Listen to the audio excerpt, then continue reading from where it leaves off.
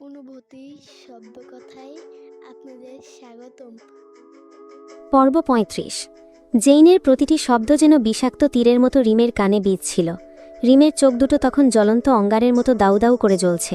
সেই দৃষ্টিতে এমন এক সংহারী তীব্রতা যা মুহূর্তেই কাউকে ভস্মীভূত করে দেওয়ার ক্ষমতা রাখে। জেইন সেই অগ্নিদৃষ্টির গভীরে অতলান্ত ডুব দিয়ে ঠোঁটের কোণে এক চেলতে বাঁকা হিংস্র হাসি ফুটিয়ে তুলল। এরপর ধীরলয়ে রিমের কানের কাছে মুখ নামিয়ে আনল সে। ঠোঁট কামড়ে বিস্কির মতো গাঢ় আর নেশাক্ত কণ্ঠে ফিসফিসিয়ে বলে উঠল, উফ, এভাবে তাকিও না সোনা, ইচ্ছে করে খেয়ে ফেলি। রিমের অন্তরে যেন বজ্রপাত হলো। রাগে তার ভেতরটা বিস্ফোরিত হয়ে উঠল। চোখে মুখে শুধু তীব্র ঘৃণা আর দহন। কোনো ভাবনা চিন্তা না করেই হাত উঠে গেল বিদ্যুতের মতো, ঝাঁকিয়ে বসিয়ে দিল একজোড়া চড়। চড়ের শব্দ ঘরে প্রতিধ্বনির মতো বেজে উঠল। জেইনের মাথাটা একদিকে হেলে পড়ল। ফর্সা গালে ফুটে উঠল রক্তিম আঙুলের ছাপ। সেই নড়ল না, বরং আঙুল দিয়ে সেই আঘাতর জায়গাটা আলতো করে ছুঁয়ে দেখল, যেন সেই আঘাতকে মাপছে, উপভোগ করছে। অন্যদিকে রিম তখন ক্রোধে ফুঁসছে, বুক ধরকর করছে, নিঃশ্বাস ভারী হয়ে উঠছে, শরীর কাঁপছে আগ্নেয়গিরির মতো বিস্ফোরণের আগে। মনে হচ্ছে এই মানুষটাকে যদি পারত, তবে টুকরো টুকরো করে ছিঁড়ে ফেলত, রক্ত মেখে শান্ত হতো তার সমস্ত ঘৃণা। কিন্তু জেইনের চোখে কোনো অনুশোচনার লেশমাত্র নেই।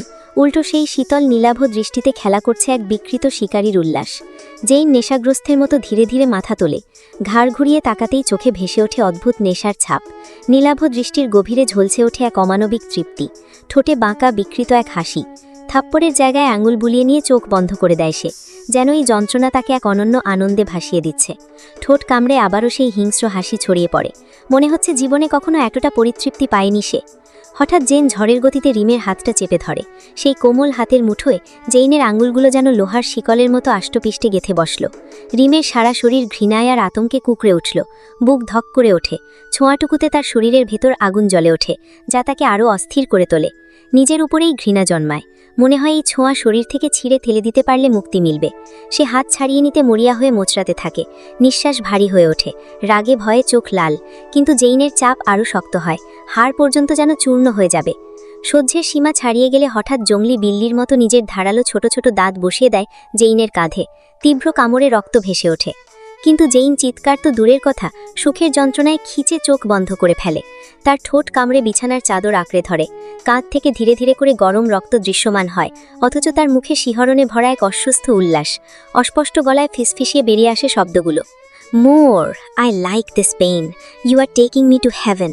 আরও দাও সোনা, আরও গভীর, আরও বেশি। তারপর কাঁপা কণ্ঠে, প্রায় কর্কশ এক স্বরে, নিঃশ্বাসের ফাঁকে বলে ওঠে, চাইলে আমাকে পুরোপুরি শেষ করে দাও, তোমার আগুনে জ্বালিয়ে ছাই করে দাও আমাকে। রিমের শরীর ঘৃণায় শিরশির করে ওঠে, যেন প্রতিটি রক্তকোণায় বিদ্রোহ শুরু হয়েছে। সে মরিয়া হয়ে সরে যেতে চায়, কিন্তু জেইনের শিকলের মতো বাহু তাকে আরও শক্ত করে টেনে আনে। হঠাৎই জেন তাকে পাজাকোলা করে নিজের কোলে বসিয়ে দিল। অবস্থাটা যেন বন্দি শিকারীর মতো, মুক্তির কোনো পথ নেই। রিম উন্মাদিনীর মতো ছটফট করতে থাকে। হাতের গুশিগুলো এলোমেলোভাবে ঝড়ের মতো আছড়ে পড়তে থাকে জেইনের বুকে, কাঁধে, মুখে। প্রতিটি আঘাত রিমের রাগ আর অসহায়তার প্রকাশ। কিন্তু জেইন, সে যেন ব্যথায় নয়, বরং এই উন্মাদ প্রতিরোধেই তৃপ্তি পায়। মুহূর্তেই তার হাত দুটি শক্ত করে চেপে ফেলে। আঙুলের চাপ রিমের হাড় পর্যন্ত গেঁথে বসে। ধীরে ধীরে মুখ নামিয়ে আনে, কানে ঠোঁট ছুঁয়ে ফিসফিসে ওঠে সেই আঠালো মাতাল গলায়, উফ, এতদিন কোথায় লুকিয়েছিল তোমার এই জঙ্গলি রূপটা? ভীষণ মিস করছিলাম আমি, আমার ছোট্ট জঙ্গলি বিল্লি। তার ঠোঁটে বিকৃত হাসি ছড়িয়ে পড়ে, চোখে পাগলাটে শিকারীর নেশা। চলো কামড়াকামড়ি খেলি। তুমি যেমন সবসময় আমার বুকে কামড়ে ধরো, আমিও আজ তোমার কোমল বুকে দাঁত বসাবো। রিমের গায়ে যেন শীতল স্রোত বয়ে গেল। মনে হলো অন্ধকারে আটকে পড়েছে এমন এক দানবের হাতে, যে ব্যথা আর আনন্দের সীমারেখাই মুছে ফেলেছে। রিমের শরীরের ভেতর রাগ আর ঘৃণার আগুন তরতর করে জ্বলে উঠছে।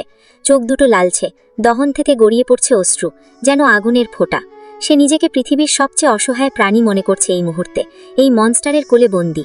তার প্রতিটি ছোঁয়া রিমের কাছে বিষাক্ত দংশনের মতো। ইচ্ছে করছে নিজের চামড়াটাই ছিঁড়ে ফেলে দিক, যাতে সেই জঘন্য স্পর্শ মুছে যায় চিরতরে। রিম ফুপিয়ে উঠতেই তার শরীর আরও কেঁপে ওঠে।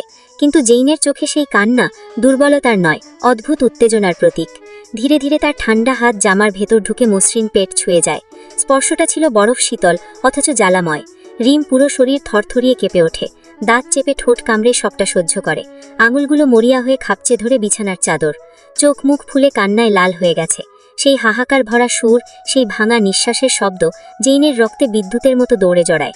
তাকে করে তোলে আরও অস্থির, আরও ক্ষুধার্ত। সে ধীরে ধীরে রিমের গাড়ের কাছে আসে, আঙুল দিয়ে সরিয়ে দেয় চুলগুলো, যেন শিকারের মাংস উন্মুক্ত করছে। তারপর হঠাৎ এক তৃষ্ণার্থ শিকারীর মতো মুখ ডুবিয়ে দেয় সেখানে। ঠোঁটের পর ঠোঁট বসতে থাকে তার গাড়ে, প্রথমে হালকা, তারপর আরও আক্রমণাত্মক। নাক দিয়ে স্লাইড করতে করতে শুষে নিতে থাকে তার সুগন্ধ। প্রতিটি চুম্বন যেন কামড়ে ধরার আগের মুহূর্ত। রিমের চোখে ঘৃণা আর আতঙ্কে মিশে অন্ধকার আরও গভীর হয়। মনে হয় সে ধীরে ধীরে গ্রাস হয়ে যাচ্ছে এক দানবের আবেশে। রিম আর সহ্য করতে পারছে না। ঘৃণায় শরীরটা শিরশির করে কাঁপছে, কান্নার গতি আরও তীব্র হচ্ছে।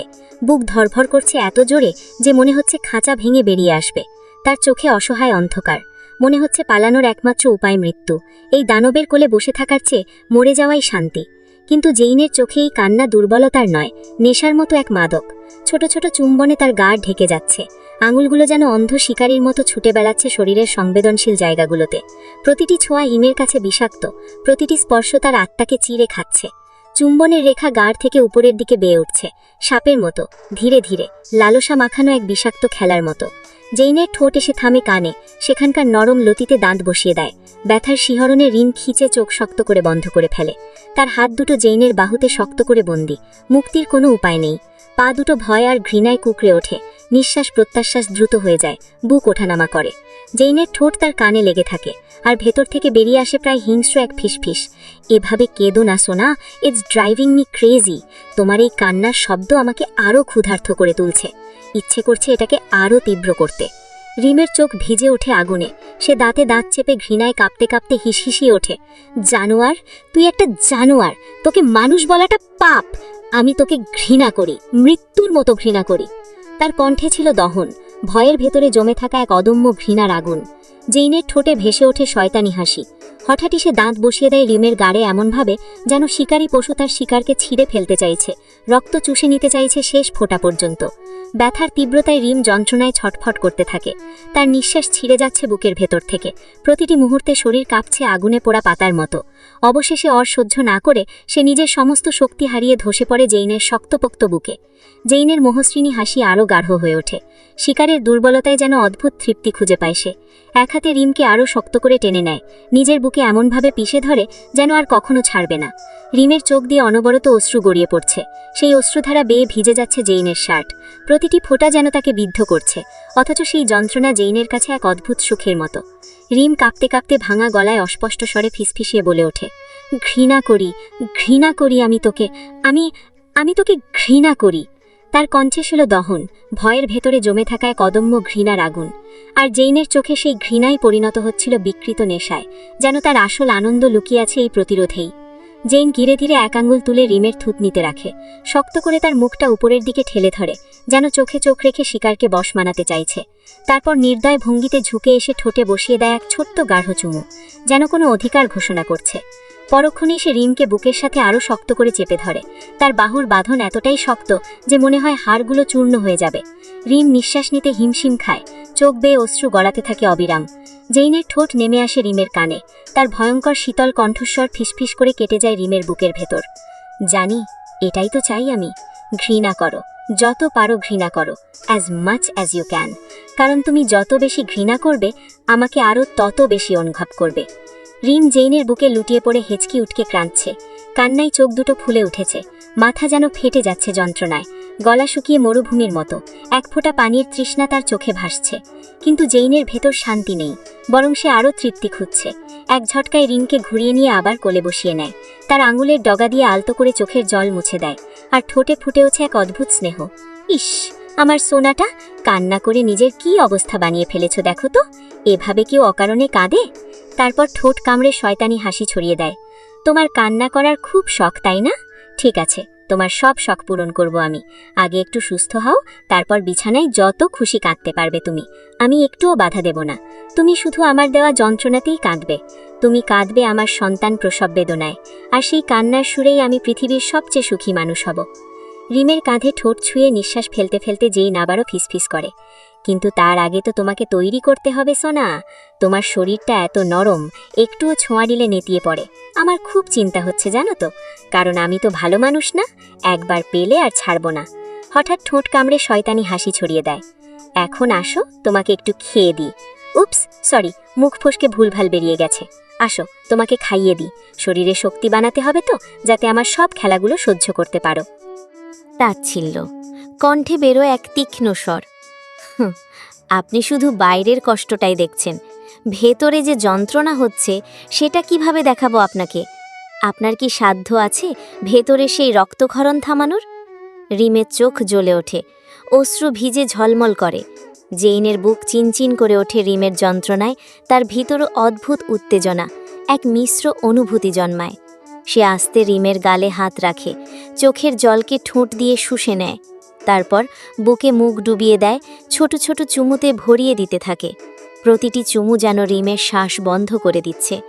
রিমের বুক ওঠানামা করতে থাকে দ্রুত গতিতে, আঙুলে খামচে ধরে বিছানার চাদর। জেইন চুমু খেতে খেতে আর চোখে তাকায়, চোখে সেই নেশা, গাঢ় নেশাক্ত কণ্ঠে ফিসফিস করে, তোমার সকল যন্ত্রণা শুষে নিব আমি, তোমাকে একটুও কষ্ট পেতে দেব না, খুব আদর করব তোমাকে, খুব বেশি। রিম কিছু বলে না, বলতে চায়ও না, সে শুধু নীরবে চোখের জল ফেলে। তারা দুজনেই লেপ্টে থাকে একে অপরের বুকে, নীরব কক্ষে কেবল তাদের হৃদস্পন্দনের শব্দ প্রতিধ্বনি করছে।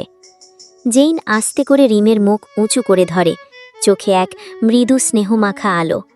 দুগালে হাত রেখে কপালে ছোট্ট একটি চুমু দেয়, তারপর নরম আদুরে কণ্ঠে ফিসফিস করে, তুমি চাও তো ঋষভ সুস্থ থাকুক?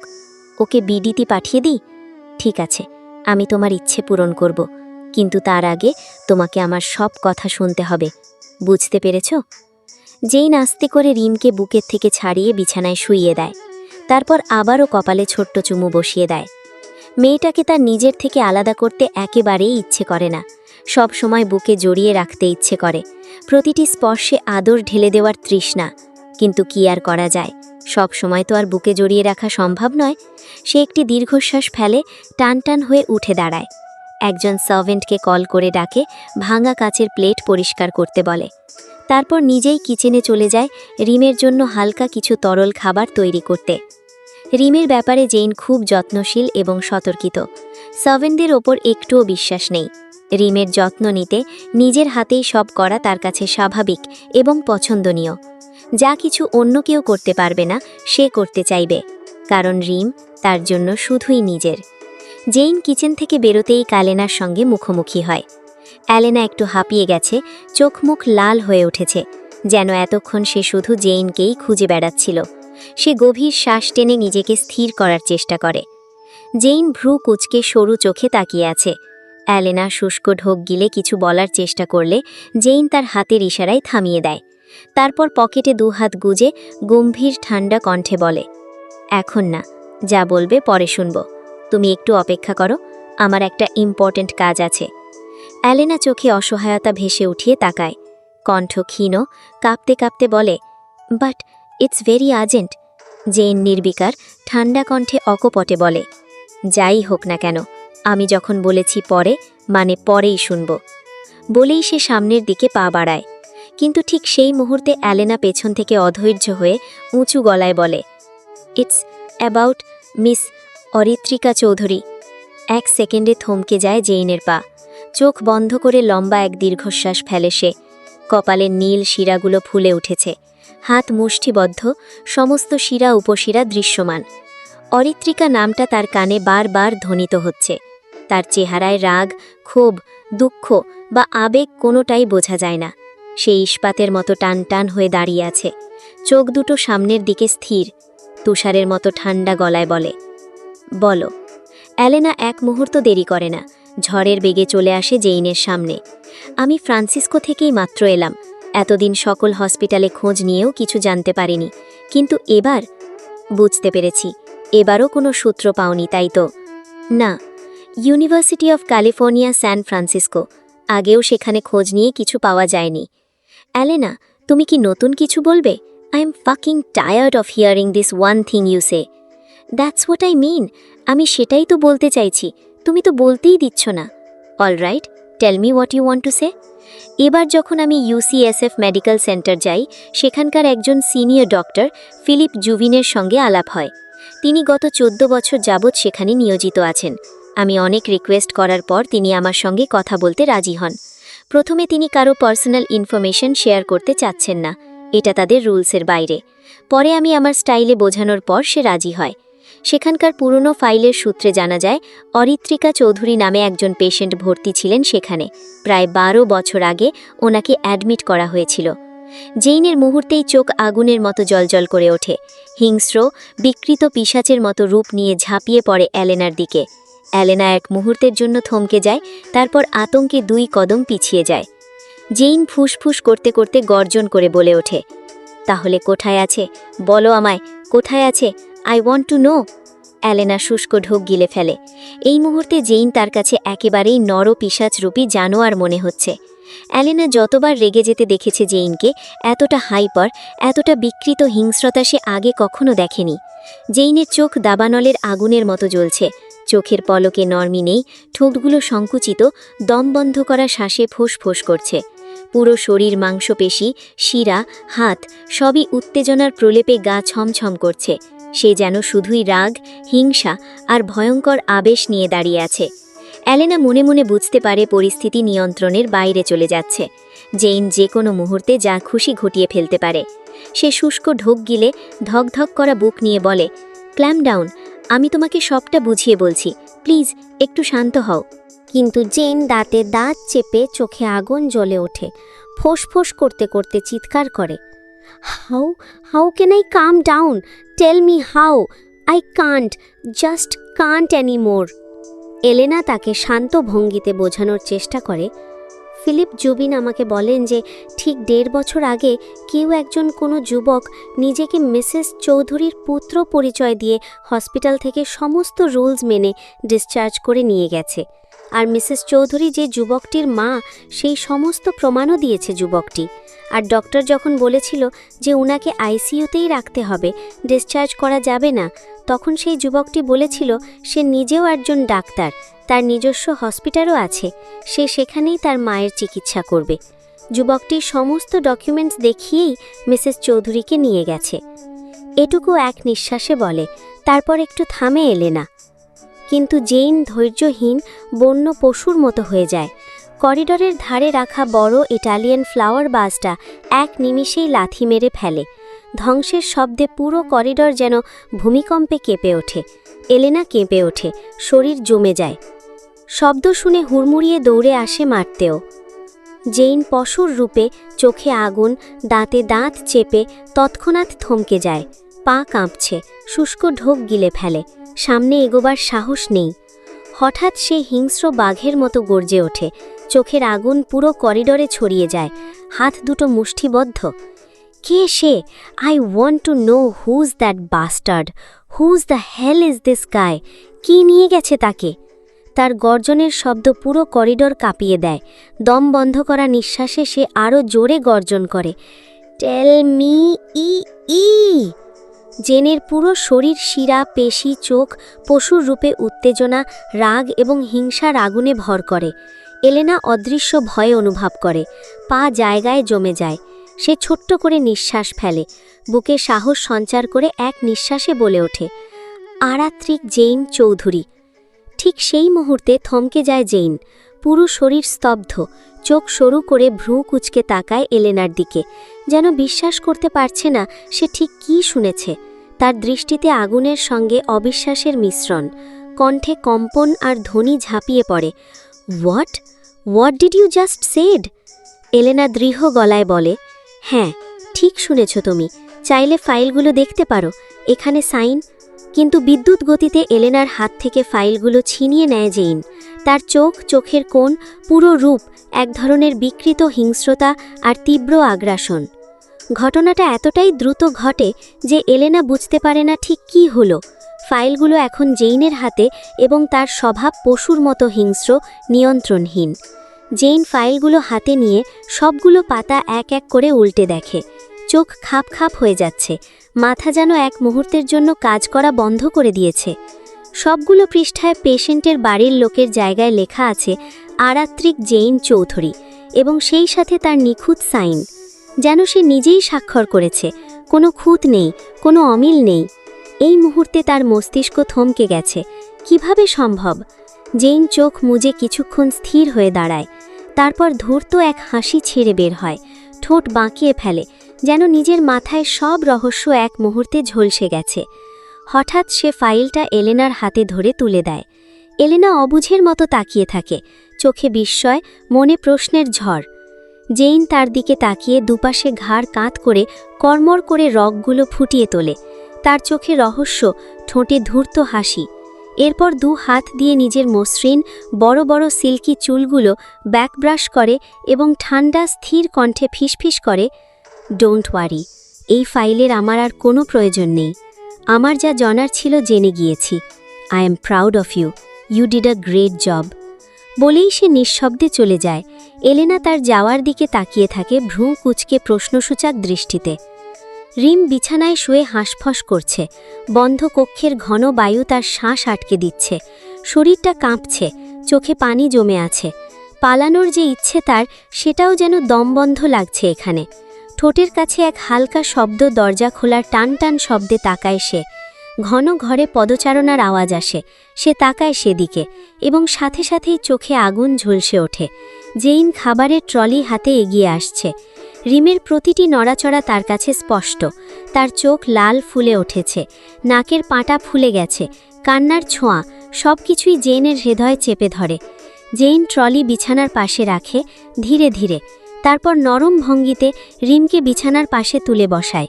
রিম গায়ে ফোসকা পড়ার মতো ছ্যাদ করে ওঠে। জেইন ঠোঁট বাঁকিয়ে হালকা হেসে ফেলে, ঝুঁকে রিমের নাকে নাক ঘষে নেয়। ঠোঁটের কাছে ঠোঁট নিয়ে নরম গলায় ফিসফিস করে বলে, উঠে পড়ো, খাবার খেয়ে ওষুধ খেতে হবে। আমার কথার অবাধ্য হলে তোমার কোনো ক্ষতি হবে না ঠিক, কিন্তু সেই ঝড়টা বেয়ে যাবে বেচারা ঋষভের ওপর। এখন চুপচাপ খেয়ে নাও, তারপর তোমার সব কথা শুনব আমি। রিম হুড়মুড়িয়ে উঠে বসে। দমভাটা কক্ষের মধ্যে তার ছোট্ট শরীর যেন আরও নাজুক হয়ে ওঠে। সেই জেইনের দিকে তাকিয়ে অসহায় গলায় বাচ্চাদের মতো করে ফিসফিস করে বলে, আমি খাবো, তাহলে আপনি আমার সব কথা রাখবেন, বলুন না। জেইন তার গালে আলতো হাত ছুঁয়ে চোখে চোখ রাখে, চোখে অদ্ভুত নেশা। হালকা মাথা নাড়িয়ে মুচকি হেসে সে বোঝায়, হ্যাঁ, আমি রাখব। রিমের চোখ খুশিতে চিকচিক করে ওঠে। সে ধীরে ধীরে জেইনের দিকে এগিয়ে আসে, অসহায় চোখে তাকিয়ে ফিসফিস করে বলে, তাহলে বলুন, আমাকে আমার পরিবারের কাছে দিয়ে আসবেন, বলুন না। আমার না এখানে আর ভালো লাগছে না। জেইনের চোখ জলজল করে ওঠে, রাগের আগুন ছড়ায়, হৃদয়ে দম বন্ধ হয়ে যায়।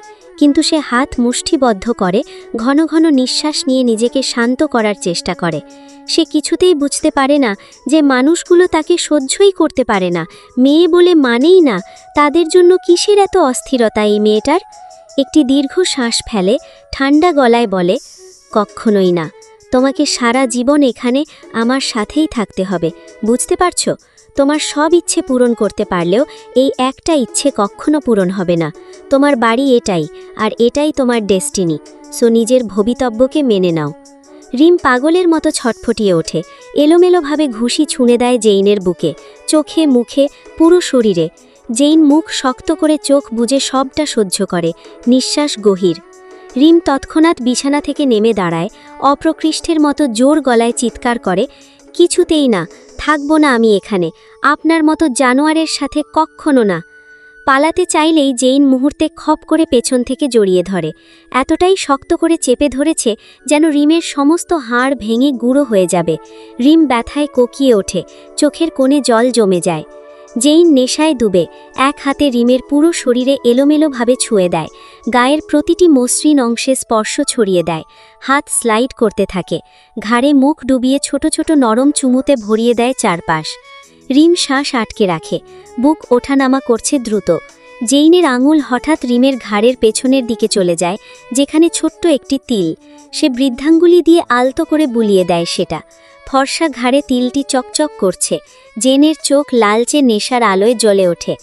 অচেনা এক তৃষ্ণা নিয়ে যেই নাচমকা হিংস্র জন্তুর মতো কামড় বসিয়ে দেয় রিমের ঘাড়ের সেই তিলের ওপর। রিম ব্যথার যন্ত্রণায় কোকিয়ে ওঠে, মুখ থেকে মৃদু আহ জাতীয় শব্দ বের হয়। সে ছটফট করে ওঠে, নিজের শরীরকে জেইনের হাত থেকে মুক্ত করার চেষ্টা করে, কিন্তু শক্তপোক্ত সুঠামদেহী জেইনের কাছে সে একেবারেই নিতান্ত এক ক্ষুদ্র এক চুলও নড়াতে পারছে না। ফুপিয়ে ওঠা তার শ্বাস জেইনের নেশার ধ্বনি হিসাবে বাজে। জেইনের মাঝে কোনো হেলদোল নেই। সে তাকে আরও শক্ত করে বুকের মধ্যে চেপে ধরে। হাত চলে যায় রিমের ঘাড়ে, যেখানে কামড়ে ধরেছে এমনভাবে যেন রক্ত চুষে নেওয়াই তার একমাত্র লক্ষ্য। রিমের সহ্য সীমা শেষ হয়ে যায়। সে নিজের শরীরের সমস্ত জোর খাটিয়ে জেইনের উরুতে খামচে ধরে বড় বড় নখগুলো ঢোকায়। জেইনের চোখে এক অমায়িক বিকৃত তৃপ্তি জ্বলজ্বল করে। সে আস্তে আস্তে রিমের ঘাড় থেকে দাঁত উঠিয়ে নেয়। নখের খোঁচা অনুভূতি নিয়ে সেই জায়গায় ছোট ছোট ভেজা স্পর্শ এঁকে দেয়। রিম এখনও তার নখগুলো শক্তভাবে ধরে রাখেছে। সিল্কের প্যান্ট যেন রক্তে ভিজে যাচ্ছে, কিন্তু জেইনের একটুও ব্যথার ছায়া নেই। তার মুখে তৃপ্তি, চোখে উন্মাদনার ঝিলিক। সে মুখটা আস্তে করে রিমের কানের কাছে নিয়ে যায়, প্রায় ঠোঁট স্পর্শ করে ফিসফিসিয়ে আঠালো কণ্ঠে বলে, উফ, এতটুকু শরীরে এত আগুন কোথা থেকে আসে বলো তো? Naughty girl, you are too wild, I like it. আমিও দেখব তোমার শরীরের কোথায় কোথায় ঠিক কতটুকু শক্তি আছে, আর সেই শক্তি তুমি ঠিক কি কি কাজে লাগাতে পারো। তোমার মতো জঙ্গলি বিল্লির সাথে বেডে অ্যাডাল্টস গেম খেলতে আলাদা একটা থ্রিল আর এক্সাইটমেন্ট পাওয়া যাবে। No, that's why I chose you. রিমের শরীরে রাগ, ঘৃণা, ক্ষোভ সবই একসাথে মিশে যায়। অতিরিক্ত রাগে তার চোখ দিয়ে অনবরত পানি ঝরে পড়ছে। এই পৃথিবীতে বেঁচে থাকা তার কাছে তুচ্ছ মনে হচ্ছে। নিজেকে শেষ করে দেওয়ার ইচ্ছে করছে, কিন্তু সেটাও যেন একটা পাপ। ঠিক সেই মুহূর্তে জেইন এক হেঁচকায় তাকে নিজের দিকে ঘুরিয়ে নেয়।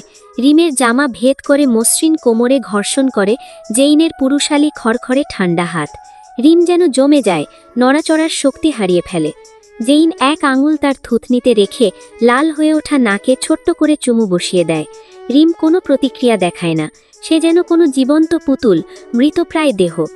জেইন এক টানে তাকে কোলে তুলে নেয়, কানের কাছে মুখ নিয়ে তীব্র উন্মাদনায় ফিসফিসিয়ে আঠালো কণ্ঠে বলে, শক্তি খুব বেড়ে গেছে না? আজ তারই পরীক্ষা হবে। দেখব ঠিক কতটা জোর খাটাতে পারো তুমি। তোমাকে এমন ভাঙব, এমন হাল করব, যাতে বেড থেকে উঠেই আর দাঁড়াতে না পারো। পালানোর তথা ভাবাটাও তোমার জন্য হবে এক ধরনের বিলাসিতা। তোমার রুহ পর্যন্ত আমি কাঁপিয়ে দেব। আয়নায় নিজের দিকে তাকাতেও ভয় পাবে তুমি। রিম নিশ্চুপ। তার কানে যেন জেইনের কোনো কথাই পৌঁছায় না। নিস্তব্ধতার মধ্যে জেইন ধীরে ধীরে তাকে বিছানার দিকে নিয়ে যায়। একেবারে সাবধানে বসিয়ে দেয়, যেন ভঙ্গুর কোনো কাঁচ। অনেক মেলোড্রামা হয়েছে, এখন আর না, পরে খেলবো তোমার সাথে। তোমার মতো বাচ্চার সাথে দৌড়ঝাঁপ করতে করতে কবে জানি নিজেই বুড়ো হয়ে যাব, বাচ্চা জন্ম দেওয়ার আগেই। কি কপাল আমার, বাচ্চা জন্ম না দিয়েই বাচ্চা পালতে হচ্ছে।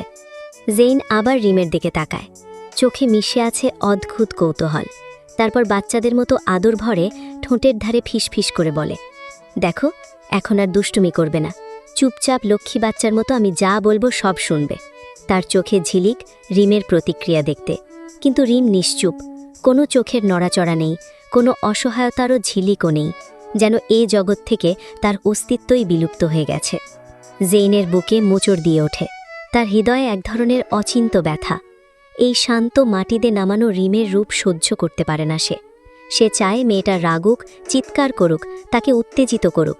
কিন্তু এভাবে নিশ্চুপ বসে থাকলে মেয়েটার এই নিস্তব্ধতা তার বুকে গভীর খিঁচুনি জাগায়। কাউকে বোঝানো সহজ নয়, জেইনের জন্যে এই চুপচাপই সবচেয়ে যন্ত্রণাদায়ক। জেইন ধপ করে রিমের সামনে বসে পড়ে, চোখে ঝলক, শরীরে এক ধরনের অচেনা তৃষ্ণা। খাবারের ট্রে হাতে তুলে নিয়ে মুখের কাছে ধরে ফিসফিস করে বলে, খেয়ে নাও বারবি ডল। এভাবে না খেয়ে থাকলে শরীর আরও অসুস্থ হবে তো। রিম দাঁতে দাঁত চেপে ক্ষুব্ধ গলায় ফিসফিস করে বলে, তোর খাবার তুই খা। জেইন ঠোঁট কামড়ে ছোট একটা হাসি ফেলে, তারপর আস্তে করে ঝুঁকে আসে, চোখে অদ্ভুত নেশার ঝিলিক। খুঁটিয়ে খুঁটিয়ে রিমের শরীরটা স্ক্যান করতে থাকে। রিমের বুকে ওড়না নেই, লাল জামাটা ফর্সা শরীরে যেন আগুন ছড়াচ্ছে। বুকের খাঁজগুলো স্পষ্ট। দ্রুত শ্বাস প্রশ্বাসের সঙ্গে রিমের বুকের ওঠানামা জেইনের ভেতরে এক মাতাল করা ঝড়ের সৃষ্টি করল।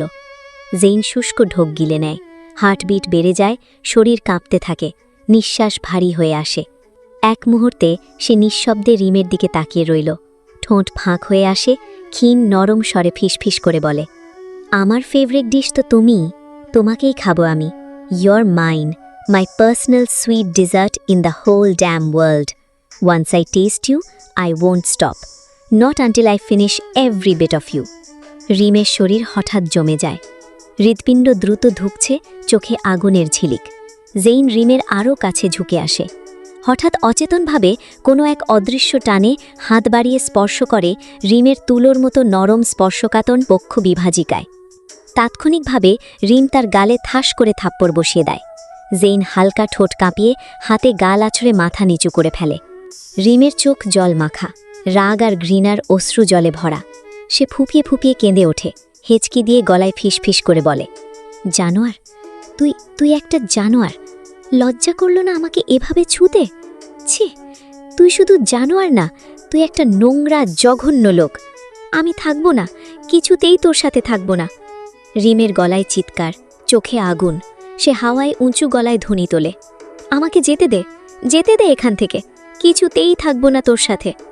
রিম ছটফট করতে থাকে, হাত পা লাটমাট করছে, পুরো শরীর হাহাকার করছে। জেইন সঙ্গে সঙ্গে তাকে শক্ত করে নিজের বুকে জড়িয়ে ধরে, ঠোঁট দিয়ে কপালের ছোট্ট চুমু দিয়ে ফিসফিস করে বলে, তোমাকে বলেছিলাম না এখন লক্ষ্মী বাচ্চার মতো থাকবে। আগে খেয়ে ওষুধ খাও, তারপর যা ইচ্ছে করবে, আমি কিছু বলবো না। রিম ফুপিয়ে ওঠে, তার কণ্ঠে কান্না আর হতাশার মিশ্রণ। চিৎকার করে, না, ছাড় আমাকে, আহ আহ আহ আহ, আমি আর পারছি না, আমি মুক্তি চাই, আমি মুক্তি চাই। আহ জেইনের চোখে লালচে আগুন জ্বলে। সে ফিসফিস করে বলে, চুপ, একদম চুপ। আমি কাঁদতে বারণ করেছি না? আর একবার কাঁদলে তোমার মা আর বোনের সাথে যা হবে তার জন্য তুমি নিজেই দায়ী থাকবে। সাথে সাথেই রিম খ্যাপা বাঘিনীর মতো কামড়ে ধরে জেইনের ঘাড়। জেইন চোখ বন্ধ করে, নিঃশ্বাসের সঙ্গে বিছানার চাদর খামচে সবটা সহ্য করে। হাত ধীরে ধীরে হিলছে। সেই রিম আবার পালাতে নিলেই জেইন খপ করে ধরে বিছানায় ফেলে শব্দ করে, দ্রুত তার ওপর উঠে বসে পড়ে, দুপা রিমের দুই পাশে ভাঁজ করে রেখে। রিম ছটফট করছে, হাত দিয়ে জেইনের শরীর আঘাত করছে, কিন্তু জেইন এক হাতে তার দুই হাত শক্ত করে চেপে ধরে, অন্য হাতে শক্ত করে আঙুল দিয়ে ধরে রাখে রিমের চাপা। এতটাই শক্তি যে মনে হয় রিমের গালের মাংস ভেদ করে জেইনের লম্বা আঙুল ঢুকে যাবে তার মুখে। রিম ব্যথায় কঙ্কিয়ে ওঠে, কিন্তু জেইনের মনে কোনো দয়া নেই। সে সম্পূর্ণ হিংস্র রূপ ধারণ করেছে, চোখ লাল, ভ্রূকুঁচকে, নিঃশ্বাস ফসফস করছে। জ্বলন্ত আগুনে তার মুখ যেন বিকৃত হয়ে গেছে। ফিসফিস করে বলে, পালানোর খুব শখ না তোর? এখনো আমার হিংস্র রূপ দেখায়নি তোকে। আহ্লাদ দিয়েছি বলে মাথায় চড়ে গিয়েছিস। তোকে মাথা থেকে আছড়ে ফেলতে আমার ন্যানো সেকেন্ডও লাগবে না। আমার হিংস্র রূপটা বের হতে বাধ্য করিস না, তোর ভালোর জন্যে বলছি। কলিজাটা খুব বড় হয়ে গেছে না তোর? তোর ওই কলিজা টেনে বের করে কুচি কুচি করতে আমার হাত একটুকু কাঁপবে না। রিমও ছেড়ে দেওয়ার পাত্র নয়। তার শরীর জেইনের চাপে ফেটে যেতে বসেছে। হাতের চাপে মুখ জ্বলে যাচ্ছে, নাড়াতে পারছে না একটুকু। তবুও সে বহু কষ্টে ভাঙা ভাঙা শব্দ উচ্চারণ করে, তো মেরে ফেল, ছিঁড়ে নে কলিজা। ভেবেছিস ভয় পেয়ে যাব আমি? এখন আর তোর মতো জানোয়ারকে ভয় পাই না আমি। কি কর কর। জেইন মুহূর্তেই তার দিকে আরও ঝুঁকে পড়ে, মুখ একেবারে মুখের কাছে নিয়ে আসে। রিম সাথে সাথে মুখ শক্ত করে ঘুরিয়ে দেয়, কিন্তু জেইন থেমে না। তার চাপা হাত আরও শক্ত হয়ে যায়, রিমকে নিজের দিকে ঘুরিয়ে আনে। দুজনের নিঃশ্বাস ভারী, বুক দ্রুত ওঠানামা করছে। জেইনের চোখ লালচে, উন্মাদনার ঝিলিক, আর রিমের চোখে রয়েছে রাগ, ঘৃণা আর হাহাকার মিলেমিশে এক অদ্ভুত উত্তেজনা তৈরি করছে। জেইন তার মুখটি রিমের মুখের কাছে নিয়ে ফিসফিস করে বলে, দেখতে চাস কি করব আমি? স্টুপিড গার্ল, ইচ্ছে তো করছে কাঁচা খেয়ে ফেলি, ইডিয়েট। রিম তার হাত জেইনের কাছ থেকে ছাড়ানোর জন্যে সমস্ত শক্তি দিয়ে মোচড়েতে শুরু করে। তার কবজি লাল হয়ে এসেছে, অথচ সে থেমে নেই। অবশেষে জেইন বুঝতে পারে এখন হাত ছাড়লেও দুর্বল শরীরে রিম কিছুই করতে পারবে না। সে নিজেই বাঁধন আলগা করে দেয়। হাত ছাড়ার সঙ্গে সঙ্গেই রিম তার বড় বড় নখ দিয়ে জেইনের মুখে এলোমেলো আঁচড় কাটতে থাকে। রিমের চোখে জলজলানি, উগ্র রাগ আর ভয় মিলেমিশে এক অদ্ভুত উন্মাদনা তৈরি করছে। জেইনের একটুকু রাগ হয় না, কিন্তু তার বিরক্তি বেড়ে হিংস্র হয়ে যায়। সে হুমকির সুরে বলে, এই মেয়ে, অনেক হয়েছে। আর একটা ভুল পদক্ষেপ নিলে তোমার জীবনটা আজকে জাহান্নাম বানিয়ে ছাড়ব আমি। রিম দম বন্ধ করে নেয়, চোখে জ্বালা, গলায় শুষ্ক ফিস ফিস নিয়ে বলে, আর কি জাহান্নাম বানানোর বাকি রেখেছিস তুই? তুই তো আমার পুরো জীবনটাকেই জাহান্নাম বানিয়ে দিয়েছিস। আজ আমি যতটা কষ্ট পাচ্ছি তার দ্বিগুণ কষ্ট ফেরত পাবি তুই। ধুকে ধুকে একাকিত্বে মরবি, তবুও কাউকে কাছে পাবি না। এই আমি অভিশাপ দিলাম তোকে। জেইন বিকৃত হাসিতে কিটকিটিয়ে উঠল। তার এই হিংস্র হাসিতে রিমের বুক ঢিপঢিপ করতে থাকে, হার্টবিট অচেনা রকমের দ্রুত। জেইন নিজের হাসি থামিয়ে হাড় কাঁপানো স্বরে ফিসফিস করে বলে, যেখানে আমি নিজেই একটা অভিশাপ, সেখানে আমাকে অভিশাপ দিয়ে আদৌ কোনো লাভ হবে বলে মনে হয় তোমার? তোমার এই ফাকিং অভিশাপে ভয় পাই না আমি। অভিশাপের জন্মই হয়েছে আমার থেকে, আর আমি সেই অভিশাপ হয়ে থাকব তোমার জীবনে। Barbie doll. হঠাৎই জেন তার উপর থেকে উঠে বসে। এতে যেন রিম অবাক হয়ে যায়, এত সহজেই তাকে ছেড়ে দিল। সে উঠে বসার চেষ্টা করতেই হাতে ঠান্ডা ভারী কোনো বস্তুর টান অনুভব করে। ভ্রুমকুচকে তাকাতেই অবাক হয়ে যায়, তার হাত জেইনের হাতের সঙ্গে হ্যান্ডকাফ দিয়ে বাঁধা। রিমের চোখ বিস্মৃত হয়ে যায়। জেইনের মুখে ক্রূর হাসি, চোখে লালচে উন্মাদনার ঝিলিক। রিমের শ্বাস চেপে আসে, বুকের ওঠানামা অচেনা তীব্রতা নিয়ে। হঠাৎ রিম দাঁতে দাঁত চেপে চিৎকার করে ওঠে, জানোয়ার! আজকের গল্পটি আপনাদের কেমন লাগলো? ভালো লাগলে লাইক, কমেন্ট, শেয়ার, সাবস্ক্রাইব করে পাশে থাকবেন। আবার দেখা হবে পরবর্তী ভিডিওতে। টাটা।